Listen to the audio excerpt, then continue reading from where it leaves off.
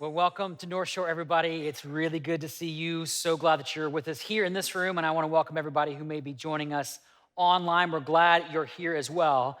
As you know, as we all know, we've been living for the last couple of years under this kind of cloud, this heavy cloud of the threat of getting sick and all the mitigation efforts to try to keep people from getting sick. But there's another threat to your health. I don't know if you know this, another threat to your health out there that's not based around a virus or a contagion per se. It's based on how you live. More specifically, how driven, how stressed, how anxious, how chronically impatient, how restless you are. About 50 years ago, there was a cardiologist named Meyer Friedman. And some of you know that name because Meyer Friedman was the person who coined the term type A personalities. Anyone know a type A personality? Anyone ever married to a type A personality? You know those folks, right?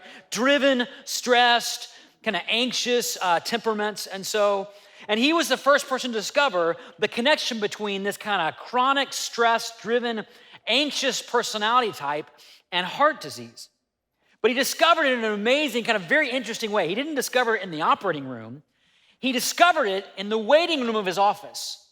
Because he noticed the upholstery on certain chairs in the waiting room had been worn down in an unusual fashion. Not on the back or the sides or the arms as you might think, but on the edge of the seat, where patients had sat tense, anxious, waiting, always wondering how long is it going to take. And he noticed those patients who were sitting on the edge of their seats were the ones who suffered with more serious coronary problems. Ironically, Dr. Friedman turned out to be one of those people too. Like his friends had a nickname for him. They called him Cannonball Mike. Not because of how he jumped into a pool, but because of how he kind of exploded into every part of his life, always going, always driving, always doing more and more and more. And he actually, even though he was a cardiologist, he ended up having 2 heart attacks before he was 55 years old. Turns out living on the edge of your seat isn't good for you. Physically, emotionally, relationally, and for sure, not spiritually. And yet, and you know this, we live in this edge of your seat world where faster is always better, right? Like everything, every improvement, every advancement, it's all about how do we move just a little bit faster. This past week, some of you follow this kind of stuff. Apple released, how this big kind of yearly annual release of some new products that promise to give you like double the processing speed for only 10 times the cost of a regular computer, right? There's a new online grocery service in certain cities called GoPuff. Some of you know about this. It promises to deliver groceries to your door in 30 minutes or less. So forget Amazon, they're like ancient. That's like snail mail, forget Amazon, no chance. And then I recently heard about a hospital emergency room, get this, that guaranteed you'd be seen in 20 minutes or less or your visit was free. Which, as you know, in the ER, that's a big deal. That can be a big, expensive deal. So because of that, their business went up over 30%, as did their mortality rate. But they can, it doesn't matter. Getting people in and out of there is like the main goal. We got to go faster. And the need to go faster isn't just happening out there. It's also happening inside of your soul, inside of my soul. We are inundated with more and more technological conveniences, as you know, and yet we are more impatient than ever. Kind of funny picture this from my own life. Just a few weeks ago, I was shopping at Costco with my kids, and I was there with my cart. We were about to get in line, and we see kind of 2 lines, and I was trying to decide which of those 2 lines was going to go faster. And so I started doing checkout line math. Anyone ever do checkout line math? Yeah, it looks something like this for me. So I'm looking at line 1, and here it is. Line 1 had 3 carts. They were roughly half full and just a checker, nobody else helping up front. Line 2 had 2 carts, but they were mostly full, a lot more items, but there was a checker and a bagger or a boxer if you're at Costco. And so you can see, which one are you gonna pick? It's kind of a toss-up, which one would I go with? How am I gonna know? So I think I'm pretty wise on this one. I decide to go with line 2 because there's a bagger, someone's gonna kind of keep things moving, keep things going, plus 1 less cart means 1 less chance of someone writing a check, which puts your line in the ice age, right? That's gonna kind of doom your whole experience. So I pick line 2 and I think it's going great until I notice that the checker in line 2 is a talker. Now, you know what happens, right? Like they're chatting it up with every customer. They're like talking with the kids. They have like a little staff meeting with the team over here. There's all kinds of things going on except getting your stuff through. And line one, I look over and see their checker's a thrower. Like they're just like throwing stuff through like at a high rate, like just baseball throwing those groceries around. And so I begin to get nervous because what I'm noticing is I'm starting to look at the person I would have been in line one. Ever do that? Like you're looking at the person you would have been in line one, and they're going faster and faster, like through the line, out the door, before I even get up to the front. And I'm sitting there going, oh, the injustice of our world. Like how has this happened to me?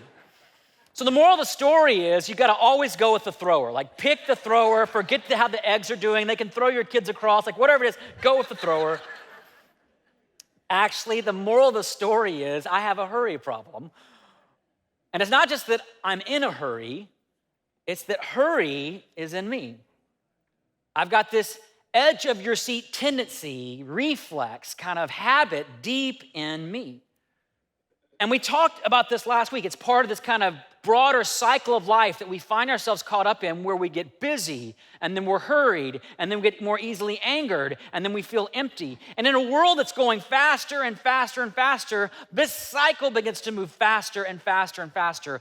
And if the goal is faster, guess what? You will never stop. You will never slow down.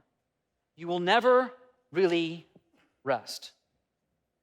As I said last week, and I know you know this way of life isn't leading to greater flourishing and contentment, just the opposite. Something is desperately wrong with how we're living, and just going faster isn't gonna fix it. In fact, just going faster is part of our problem.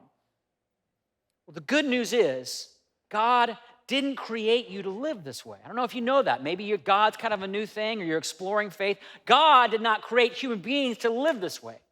He created you for a different rhythm of life, something the ancient Israelites called Shabbat, or Sabbath, as you may have heard. And the Sabbath is a really simple concept. Whether you're new to faith or, again, new to the Bible, Sabbath is a very simple concept. It's a day every week to stop and rest from your work. That's all it is. It is a day every week to stop and actually rest from all your work, all the productivity, all the efficiency, all the need to go faster and faster and faster. And this idea of Sabbath is what this series, Better Rest, is all about. And this practice of Sabbath, this day out of the week rhythm, is so core to how God made you. It's so core to how He wants you to live. It's actually included in the 10 Commandments. Exodus 20, verse 8, you know this, says, remember the Sabbath day by keeping it holy. That's commandment number 4. It comes before theft, murder, adultery, so many other things that we take very serious in our lives. And God's saying, even before you gotta worry about that, you gotta worry about this. And if you're here last week, we talked about why God made the Sabbath. Like, why is it such a big deal? Like, why does it actually matter? Like, can't we just keep worrying? Why does God care how we spend our time? And the reason He made it wasn't to burden us or slow us down. The reason was the Sabbath reveals His character, reveals His goodness. He created to bless people, not to burden them. He created to remind us of our limits, that we're just human beings. We don't have to play God in our life. And He created it to teach us to trust Him. Rest is an act of faith, especially in our world today, where you feel like you're always losing ground if you stop and you rest.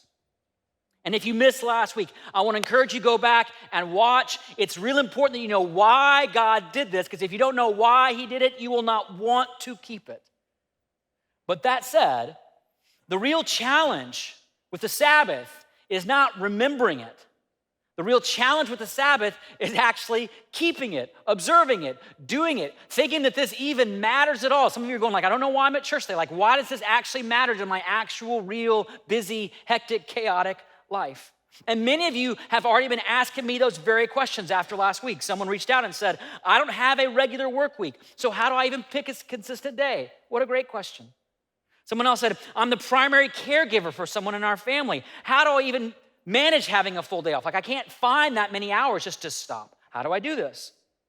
And as you can imagine, the list of challenging circumstances could go on and on and on, right? How do you do this if you're a single parent? How do you do this if you're a hospital resident? How do you do this if you're starting a new business that requires like all your attention? How do you do this if you're in active military service or something that demands maybe 24/7 work? Well, I've got good news and bad news for you. The good news is, no matter what your circumstances may be, there is a way to keep a Sabbath, or at least take a significant step of faith in keeping a Sabbath. It may not be the same as everybody else's. It may not be on the same day of the week. If my Sabbath was Sunday, you would never hear me preach again, which may not sound bad to you. I would sure miss it a little bit. The good news is there's a lot more flexibility in how you do this than you might think. There's not just one way. And as we go through the message today, you'll see there's a lot of flexibility in how you can do this. The bad news, though, is it's not going to happen because God magically changes your circumstances. Sabbath is something we must learn to keep in the midst of our current circumstances. In fact, that's kind of the point. How do you trust? How do you rest in the midst of whatever situation you're living through? That's what God's asking each of us today. So how do we do that? How do we do that, or at least take a big step of faith in doing that in our lives? Well, to answer that question, I want us to go back to a text we saw a little bit last week. It's that very first Sabbath, the very first kind of inaugural Sabbath day in the creation story. After God creates the world in 6 days, Genesis 2:1-3 says this: "Thus, the heavens and the earth were completed in all their vast array." Like God's created all the world, but by the seventh day, God had finished the work he had been doing. So on the seventh day, he rested from all his work. Then God blessed the seventh day and made it holy, because on it he rested from all the work of creating that he had done. Now, I want you to notice what I've highlighted, the 4 verbs or actions or decisions, if you will, that God made on the Sabbath. Because some of you are thinking, well, what did God do on the Sabbath? Like, what was his actions? How did he keep the Sabbath? Well, right here we see that God finished, God rested, God blessed the day, and then he made it holy. And the 4 key ingredients for us in our keeping a Sabbath, and again, it's going to look a lot different for everybody, or it could, but the 4 common key ingredients are found in these 4 decisions. So we're going to walk through them together, and I want to keep this as practical as I can, because this is something we got to learn just actually how to do. And it's not because I've mastered this, or because I do this perfectly. I don't. It's because I think God wants to have each of us take a very practical step starting this week in how we do this, because we all need this. So we're going to walk through kind of those 4 decisions. So first, what does it mean for us that on the Sabbath, God finished? He finished. Well, I can tell you what it doesn't mean. It doesn't mean that there was nothing else to be done. It doesn't mean there was no work left to do. It doesn't mean that God would never again speak or create or work. He wasn't finished in that way. What finished means is that God made a decision to stop his work for that day. So on that day, nothing else got created or produced or enhanced. He doesn't add that one last touch of beauty to the Midwest, even though we all know it needed it, right? You're from the Midwest or something, you guys? Was that not funny? Anyway, let's keep on. No emails about that one, by the way. Anyway, it's the first key ingredient to keeping a Sabbath. This is one simple word: stop. Stop. Like, stop what you're doing. Remember, the word Sabbath or Shabbat in Hebrew just means to stop or cease, which means on your Sabbath day, your work or some essential part of your work needs to simply stop. Maybe that just means no email that day. Maybe it means not working on that project that's always been hanging on over your head from your work. Maybe it means not working on your finances or kind of planning out life. Maybe it means not shopping or cleaning or planning for the next week with your family.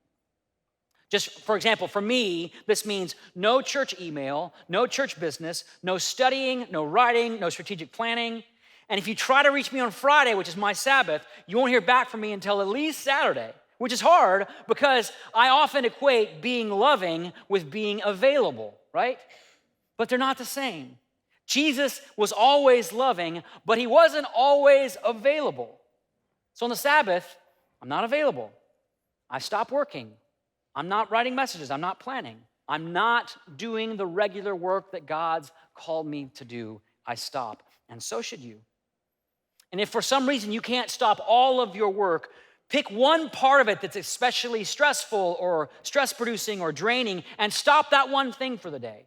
Or take a block of time, 2, 3, 4, 5, 6 hours on the day, and guard that. Find a way to guard that time and stop all of your work for that Sabbath window of the day, if that's where you have to stop or start.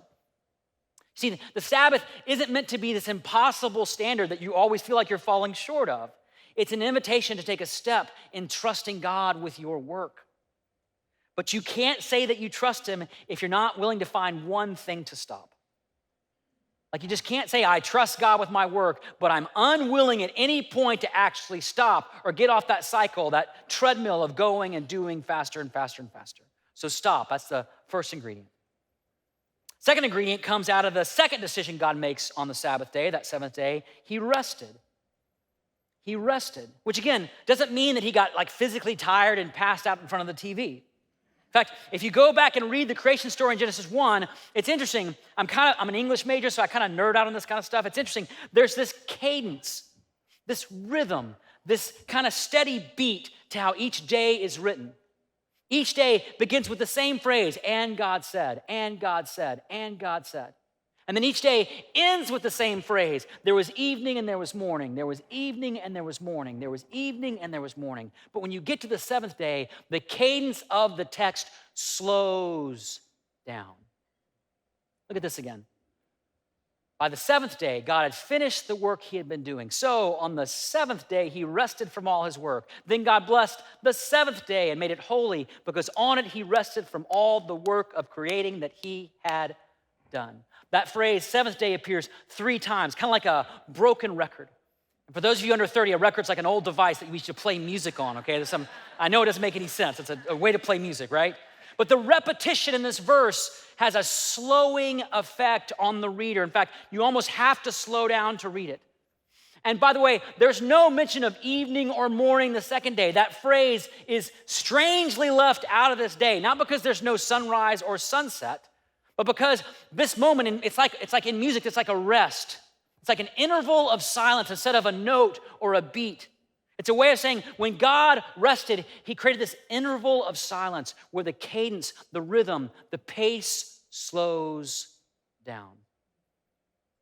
And that's the second key ingredient we all have to add to our Sabbath to slow down.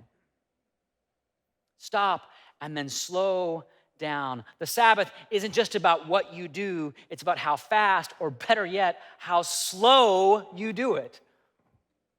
Meaning you can prepare a meal on the Sabbath, just don't rush through it.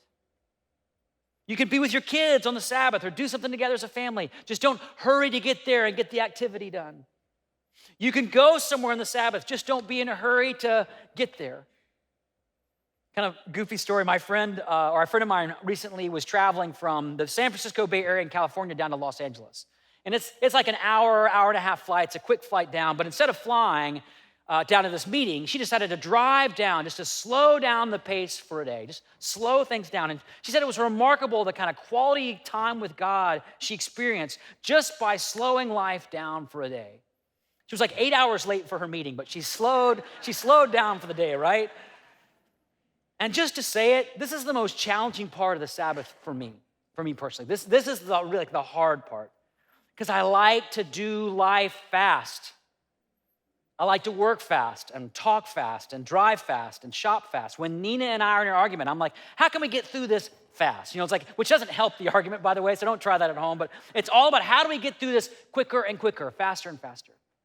Because for whatever reason, slowing down for me feels kind of uncomfortable. Feels kind of wasteful. I feel like I'm almost being irresponsible. And it's because I've bought into that lie that faster is better. And while that may be true with things like your Wi-Fi at home, that's not true with your relationships. That's not true with your parenting. That's not true with your friendships. That's not true when it comes to intimacy. You can't grow closer to God or to anyone else when you're in a rush or trying to get 10 things done at once. You cannot do it, which is one of the reasons why so many of us feel so far from God. It's not actually because God is far away. It's because we haven't slowed down long enough to hear him say, I love you. I'm proud of you. You're not on staff with me. You're not working for me. Just so glad you're my son or my daughter. Will you just want to just sit for a while with me? Did you know that's God's invitation to you on the Sabbath? Want to just sit and be with me for a while and let me love on you a little bit? And here's the fun part. You actually can't go too slow on the Sabbath. You can't go too slow. You can spend the entire day not doing anything. It's a great way to slow down. You can walk somewhere instead of driving. It's a great way to slow down. When you drive, you cannot go faster than the speed limit at all. It's a great way to slow everybody down, right? Which will get you a few angry looks, but maybe it encourages people to do a little Sabbath keeping in their life. I don't know. But the Sabbath is about slowing down.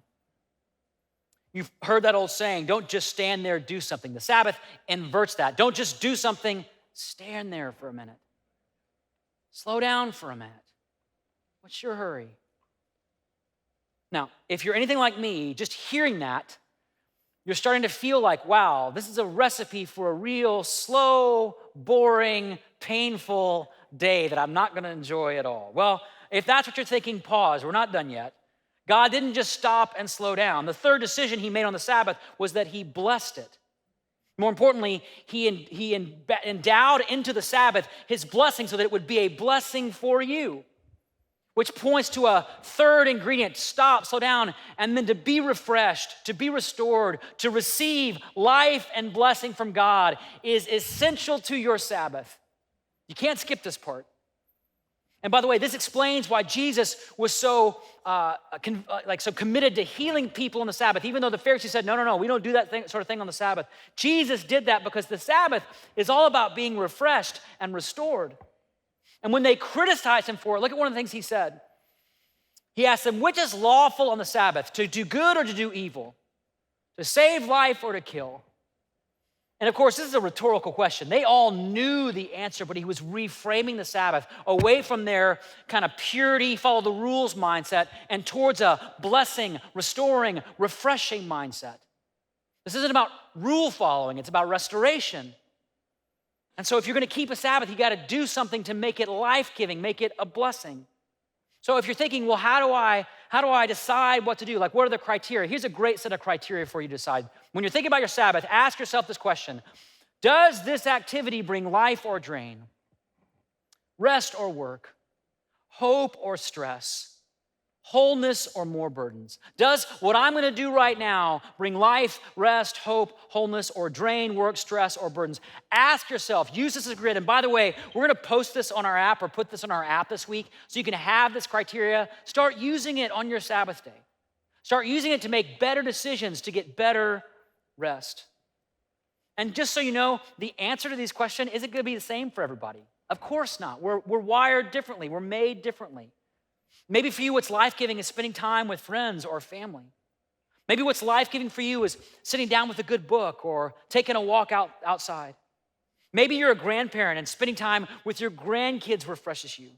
Or maybe you're a parent and sending your kids to your grandparents, like their grandparents, refreshes you, right? Everybody gets to win in this one, right? Maybe it's doing something that you love to do but normally don't have time to do. If you love to cook, cook. If you love to play golf, golf. If you love to go bowling, for God's sake, find a better sport for your Sabbath, okay? Find something else. I'm just kidding. Don't email me about that. Or if you do email me about that on Friday so I won't read it, okay? I'm just kidding about that. Whatever you choose to do, make sure it's about being refreshed. It gives you life. Now, quick caveat here. For those of you, because I know I'm like this, so I know some of you are like this. For those of you who love to work and just want to do more work and are obsessed with your work and may say, well, why my work is refreshing, I'll just do more of that. Nope, that's cheating, okay? You just can't do more of your work just because you say it's refreshing. And even if it doesn't feel like work, you have to ask yourself, where does this activity lead me? Where's it going to take my mind and my heart? For example, as a communicator, there's always a message kind of rattling around in my brain somewhere, something I'm always kind of working on. And anytime I have a thought or an idea of something I want to teach or share or something I'm kind of working on, I'll pull out my phone or something to write with or something to write down, and I'll just make a note because I don't want to forget it, right? Which isn't draining in and of itself. It doesn't feel like work. But when I do that, guess what happens? A few minutes later, after I've written that first down, another thought comes, and then I write that one down. Then another thought comes, and I write that one down. Then another thought comes, and now my computer's out, and now I'm working and writing and going, right? So you can see, it leads me to this place back into my work. So I've had to make the very painful decision, and believe me, I hate these moments because it happens often on Friday. Well, I'll have what to me feels like a brilliant idea. Like I can't wait to be able to share this one, but I don't stop and write it down because it's my Sabbath. And I have to trust. I'm either going to remember that tomorrow or God doesn't want anybody to hear it. Maybe it's a terrible idea. I don't know. Because I know where that leads. I know where that leads. So what's life-giving? What's refreshing? And here's the other kind of key. Don't just answer this on your own in isolation. You have to answer this with your family or your roommates, people around you, because what's life-giving for you may not be life-giving for them. And keeping a Sabbath is designed to be life-giving for the whole community, the whole family. So what feels like God pouring into you, not you pouring yourself out? That's critical if you're going to keep the Sabbath. Now here, I also know what some of you are thinking at this moment. You're thinking, well, I've tried that. I tried taking a day off. I tried doing nothing. I tried to kind of have a refreshing day, and it didn't work. You know, my Monday was harder. It was even more stressful, and I wasn't refreshed at all, and I just kind of feel like I kind of got behind or whatever else. Well, here's the thing. The Sabbath doesn't work by doing it once or just every so often. The Sabbath works cumulatively over time when you do it regularly. In other words, do this once, and you will still be tired, and you'll think I'm making all this up. Do this for 52 weeks in a row, and you will be rested. You will be refreshed. You will feel restored. God finished. God rested. God blessed this day. And then he did one more thing, and I love this one. I love it. It's my favorite one. He made the Sabbath holy. Now, I know for a lot of you, depending on your background, that word may feel like kind of a cold, like religious, kind of scary word. But do you know what the ancient Israelites did when God consecrated a space or a day and called them to keep it holy? You know what they did? They would throw a party. They created festivals, and they celebrated, which is why Shabbat in Judaism doesn't begin with, quiet per se. It begins with a dinner party, a celebration, a meal with friends and family and neighbors. Which is why, and you're gonna love this, the fourth key ingredient for keeping a Sabbath is to stop, slow down, refresh, and then celebrate. Celebrate. Like this should be exciting, like have a celebration, throw a dinner party, invite friends over, throw a neighborhood party. And by the way, if you're an introvert and this sounds kind of scary, you could do this too, just make it kind of like a small party, right? Small celebration. One of the things we like to do at our house is like we have these spontaneous kind of dance parties with our kids. Nina, just so you know, is like a trained dancer. And so when our kids see her dance, they just like light up and they jump and dance and sing. It's so much fun. I'm not a dancer. In fact, when Nora sees me dance, she says, "Stop it, Daddy." True story, like it's true story. But guess what? I keep dancing because it's the Sabbath and we're gonna have fun. We're gonna play, we're gonna celebrate because the Sabbath is a time to sing. The Sabbath is a time to dance. The Sabbath is a time to celebrate not what you got done this week, but what God did this week. When he's committed to do in your life, each and every week of your life. This, by the way, is why Christian worship has been traditionally scheduled on the Sabbath, because the Sabbath is about worship, it's about praise, it's about celebrating what God is doing. So by the way, if Sunday is your Sabbath, if you're in Sabbath mode right now, when that last song comes on, don't just sit there and watch. Celebrate, sing, praise God for who he is. And the best part, this spirit of celebration and joy begins to spill and leak out into the other days of the week and change not just your week, but your life. In fact, if you remember that cycle that we're often stuck on of being busy, hurried, angry, and empty, look at this. Those four ingredients are the antidote, the recipe, the change, because we confront our busyness just by stopping. And then we can confront our hurry just by slowing things down a little bit. And we confront our anger by being refreshed and restored by God. And we confront our emptiness by celebrating who he is and filling ourselves with his joy and his praise. See, the whole cycle of your life can look different. And by the way, that's why God didn't just say, remember the Sabbath or memorize the verse about the Sabbath. He said, observe it, keep it, do it. So here's your take home for this week. Just do it.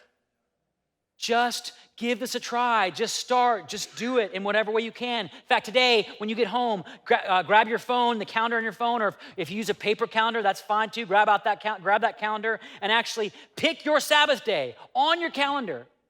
Pick the day that works best for you, and actually write down these 4 words on your calendar. Stop, slow, refresh, celebrate. Write them down, because if it's in your calendar, you are more likely to actually do it. And if it's not in your calendar, guess what? You won't do it, no matter how much you think you need to. Write it down. And then the cool thing is, on your calendar, on your phone, just hit repeat that weekly. Just do that every 7 days. Repeat that cycle. Stop, slow, refresh, celebrate. And if you can't take a full day, start with a few hours. Block out 2 to 5 or 10 to noon or whatever couple hours you can give. And if you've never done this before, you can actually do this. Take one of these words and circle it. Circle stop or circle slow, circle refresh. Pick the one that you need to start with, the one that's the most maybe challenging for you to start with, and just do that one thing on that one day. Because God wants you to get started in this. And the last thing you have to remember, if you're going to take this seriously, you're going to have to prepare for it. In fact, in the Bible, the day before the Sabbath day was called Preparation Day. You want to know why? Because they had to prepare to make sure they didn't break their Sabbath. You have to finish your email and pay your bills and get the grocery shopping done before the Sabbath, so that stuff doesn't spill back into your Sabbath day. So write it down, put it in your calendar, give this a shot, keep it. But here's the thing, and I'll close with this. The real challenge of keeping the Sabbath isn't just writing it down. Anybody can write it down. The real challenge is learning to say no. Because we don't like saying no. We like being busy and being available and getting stuff done, right? I don't like saying no to getting more work done. It's challenging to say no to catching up on things that I feel behind on. But we got to learn to say no. No to more work, no to getting caught up, no to being productive, no to all those subtle idols that we're chasing after in our work. Success, achievement, reputation, being seen as a great parent, overscheduling our kids, whatever those idols may be. See, it's hard to say no because saying no feels like losing, doesn't it? Like I'm losing time, I'm losing ground, I'm losing my competitive advantage, like I'm losing progress, I'm losing money, I'm losing status. I don't want to say no. Feels like you're losing the race. But here's the thing that you need to see about this race of your work. There's another race going on, and it's bigger than just your work. Some of you may remember that old movie called Chariots of Fire. It's a great movie, classic movie. It's based on the life of this British runner named Eric Liddell. And he was the favorite to win the 100-meter race in the 1924 Olympics that year. But here's the thing. The qualifying heats in that race were scheduled on a Sunday, which was his Sabbath day. Now, if you're like me, you're thinking, well, goodness, I mean, it's just one day. It's just one Sunday. I mean, this is the Olympics. You've been training your whole life for this moment. You got to run in that race, right? But he decided to remember the Sabbath and keep it holy. And he said no. He didn't run in that race. Never had a chance at the gold medal. But for Eric, it wasn't a loss. See, he was thinking about a bigger race. And I know that because on the same Sunday, he went to a church and stood before a congregation like this one. And in the movie, you see, it's kind of an amazing scene, these images of all these guys that are running and striving and racing to go faster and faster and faster, just like we all live our lives. And over those visuals, over all that activity, over all that stressful, anxious, driven life, you hear a little, read these words from the prophet Isaiah. He said, "Do you not know? Have you not heard? The Lord is the everlasting God, the creator of the ends of the earth. He will not grow tired or weary, and his understanding no one can fathom. He gives strength to the weary and power to the weak. Even youths grow tired and weary, and young men stumble and fall. But those who place their hope in the Lord will renew their strength. They will soar on wings like eagles. They will run and not grow weary. They will walk and never faint." See, putting our hope in God is the bigger race. Trusting him with our lives is the bigger race. Following Jesus with your time, with your resources, with your energy, with your schedule, with your calendar, that's the bigger race. And the good news is when you run that race God's way, guess what? You never grow weary. You never burn out. Instead, you can renew your strength and soar like an eagle. And that's what keeping the Sabbath is all about. And that's what winning at life is all about. So let's keep it. Can we do that? Can we be an alternative community that challenges the craziness of this world by keeping this sacred time with God holy?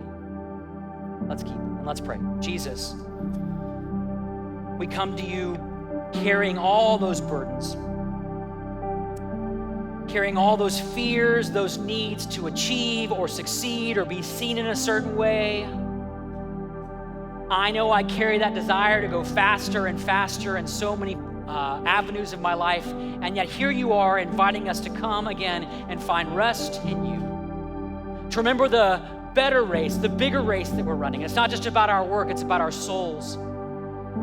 The race for our soul with you. And so help us now make some room in our schedule, make some room in our calendar, make some room in our life for you, God, to enter in and give us strength and rest and restoration and joy. So Jesus, we will make that room this week. We commit right now to make that room in our lives this week. We want to worship you now, celebrate you now for the work you promised to do in us as we keep that Sabbath holy. Pray this in your name, and everybody said, amen. Hey, thanks so much for watching. Please be sure and subscribe to our YouTube channel for more content. Yep, and click right here for more content we think you might like. Seriously. Click it. Do it right now. Show them again, Kiki.